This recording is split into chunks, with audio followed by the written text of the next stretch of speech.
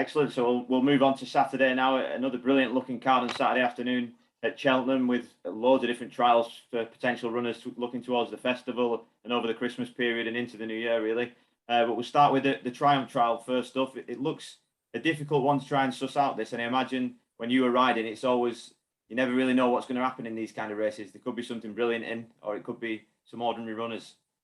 Yeah, exactly. Sometimes these races work out really strongly, and other times the form doesn't look as strong 3 months later. But I think, again, there's a couple of horses in this. It's more of a regular thing now to see horses that haven't run the flats, especially with the French pedigrees, coming here. And, so we don't know that much about them. Obviously, when they'd run loads in the flat, you had a fair idea of where their ability was could get to. But I think two horses, I thought Nick Williams' horse ran really well at Warwick, its first run of its life a few weeks ago. It's bound to improve from that, I'm sure, into Savola. So yeah, I thought he's one that I'm sure would probably be going to be an improver for his first run. So he thought had a decent chance. And obviously the Dan Skelton horse obviously been bought by John Hales since he won in France. We obviously know John Hales has got some very good horses, and I'm sure this was one that they found in France and liked the look of.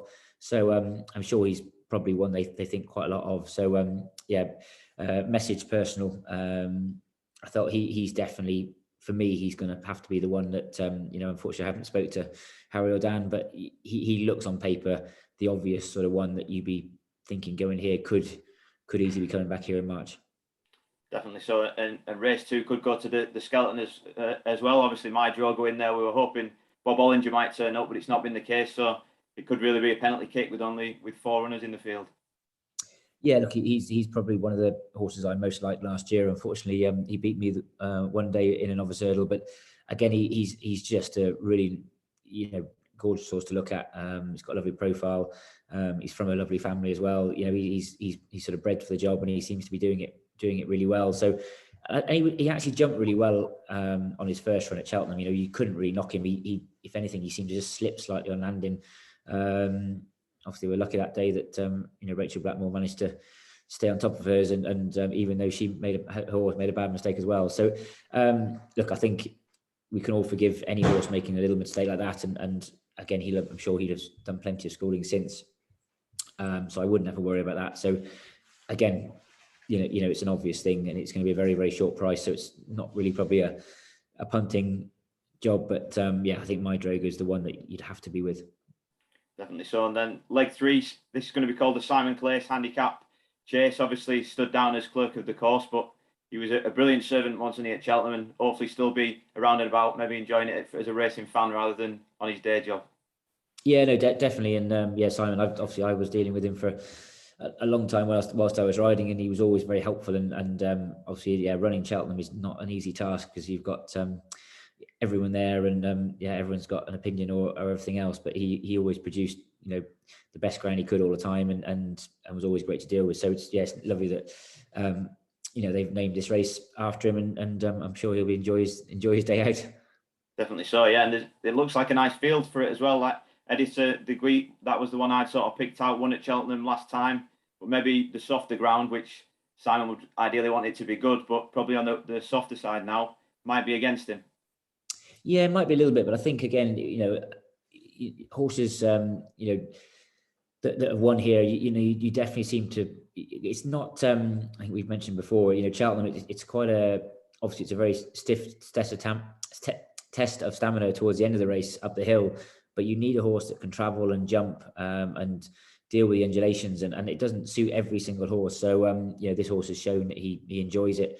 Again, Gary Moore's horses are in good form, so I don't think you could put anybody off him. And again, I don't think the ground's going to be horrendous by any stretch. So for me, he's a strong fancy to be in the first 3.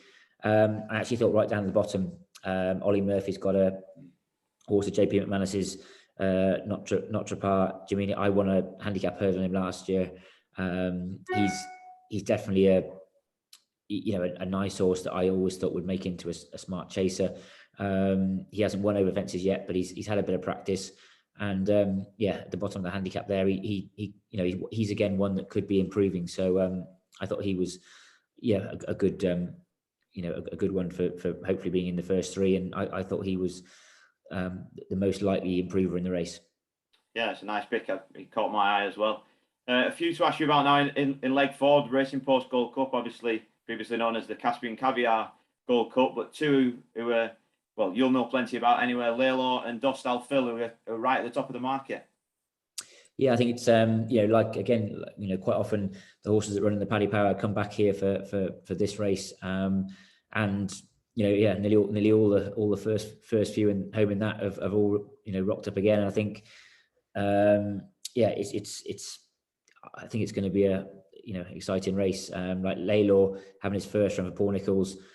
I'm sure Paul Nicholls had him pretty fit and ready for that first two. I can't imagine they left too much on him. So whether he's going to improve, we only know. But obviously he'd had a few issues the season before, so maybe just his confidence will be slightly improved from that first run. So you could see him again improving a little bit. But there was one or two others. Yeah, Notre Pas, like he just looked a little bit one paced for me in the Paddy Power, and I just worry that hopefully that slightly slower ground will help him. Sorry, Doster Phil, wrong horse. So hopefully the slower ground will just help him a little bit, which he loves softer ground, so that will definitely be in his favour. I just thought Zanzar, he was the pick I had for the race in the Paddy Power after his running the Holden Gold Cup. But again, he looked a little bit flat. It was only 10 days after the Holden Gold Cup, and he definitely didn't travel as well as I expected him to. But he actually stayed on really well and was only beaten 6 lengths. Like he finished 6th, but there was only a small margin between all the first few home that day. So, you are looking for a horse, a reason that they've going to show better than they did obviously a month ago. And I thought Zanzar was probably the one for me, that if he's bounced back to up with a bit longer race, between his two races, I'd still, I think, probably just be leaning towards riding him over Dostal Phil for the Hobbs team. And like Midnight Shadow, like I know he's gone up in the weights, but again, you struggle to realise he's 10 to 1. I think he's hugely priced to be in the first 4 or 5, and obviously in this race, obviously not probably for the Placepot, but for as backing him, I think 10 to 1 each way is a huge price in this type of race off the back of winning here a month ago. And we know he's a very classy horse. He won I think it was a Cleve Hurdle a few years ago, so he's more than able to mix it with the best as well. So I thought he was a bigger price than he should be. Definitely, and a lover of Cheltenham as well, so hopefully he can go well on Saturday. And then the 5th race, we've got the Albert Bartlett Novices Hurdle, over 3 miles, one for the real staying types in this. And there's an Irish raider coming across as well, Blazing Carl, who also won at Cheltenham last time. Yeah, and I think that race is going to be quite a key thing, really. Obviously, the Paul Nicholls horse that he beat that day, Glenno's Bello, he's definitely, I think he's £6 better off Paul Nicholls' horse this time for a sort of 2-length defeat. So it puts them again very, very close. And again, with a little bit further in trip, with the weight allowance, you'd like to be thinking that maybe Paul Nicholls' horse can come out on top, but I think it's probably a toss of a coin. There's you're hoping that they both turn up in the same form. There's not going to be a lot between them, but for me, I think Harry Cobden will definitely be feeling that maybe that £6 difference this time can make the difference between winning and losing. Definitely. So into the finale on the place, but anyway, leg 6 is the International Hurdle, obviously a key race on the road to the Champion Hurdle at the festival. Song for Someone won this last year and goes again, but there's a few others that might make it a bit harder for him this time around, including another Rachel Blackmore and Henry de Bromhead runner in Ballyadam. Yeah, no, Ballyadam is definitely he's a horse that again you could see that's maybe going to improve again and come up to the great graded ranks over hurdles. I just thought Song for Someone, I thought he actually ran really well at Ascot the other day. I thought it was a good reappearance from him, just being beaten by Buzz. So I didn't think there's anything wrong with that run at all. And on ratings, again, there's he basically he's one of the top rated horses in the race, even with the penalties he's got. So I think he's the horse again for me. Actually, I probably would go with. I thought obviously Saw Royale is Alan King's horse that was obviously 3rd in the fight and 5th He's had quite a busy start to the season, and just wondered whether, three quite quick races, whether that might have just taken the edge off him. But obviously Alan King knows him better than anybody else, and Alan's a fantastic trainer. But yes, Soral, if he produces his best, on BHA ratings, he's the best horse in the race. So it sounds silly, but that should be the best horse in the race.